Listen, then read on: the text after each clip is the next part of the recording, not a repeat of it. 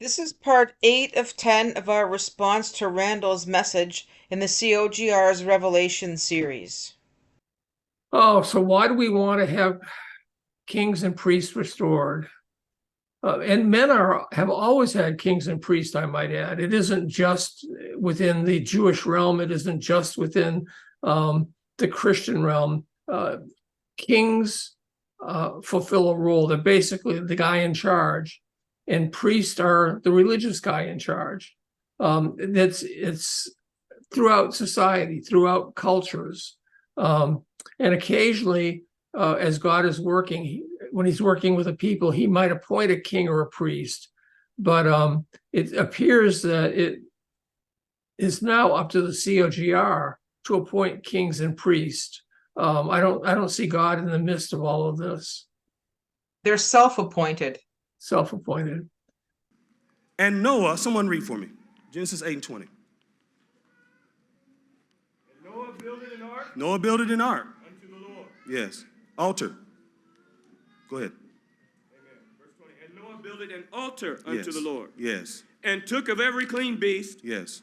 And of every clean fowl. Yes. And offered burnt offerings on the altar. Now, Noah is doing the office. He is working the office of a priest.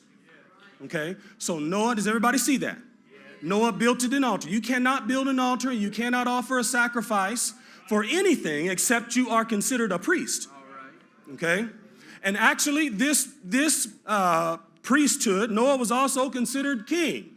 He was king of the people that were on the earth at that time. So Noah, he was king. I'll put this king/priest of the believers. Everybody who is a head of a family could be considered to be the king. I'm based on this. Anybody who is praying for the family could be considered to be a priest. If you want to talk about Protestantism breaking things up into small chunks, the idea here is simply that the person who's in charge was a king. Well, Noah was in charge, so therefore he's a king. And that doesn't tell us anything about today either. You can't say, well, Noah was a king, so therefore we need a king.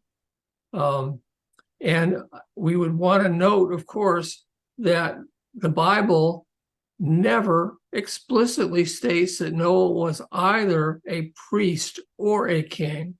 That is speculation on behalf of the COGR. Now, there are commentators who have made that point, but that's when they're doing that, that's based on the idea that, well, the guy in charge is ultimately the king kind of thing.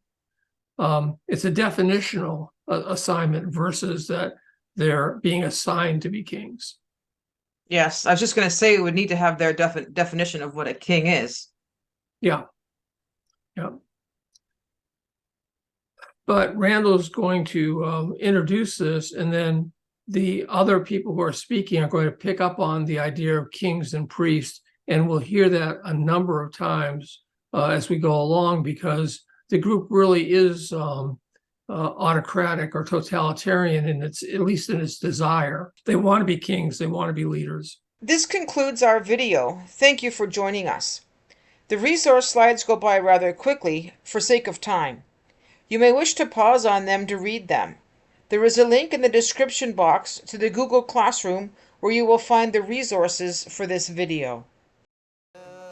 Disappointment is a bitter pill to swallow, paying back the hope I borrowed from someone I never knew. And it's a forfeit, humans in the suits of heroes, undressed by whispered conspiracies in quest for the truth.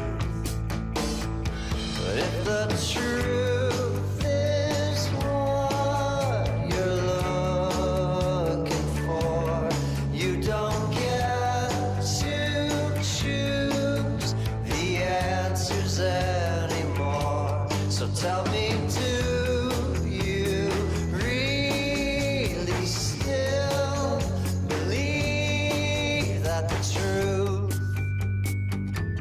will set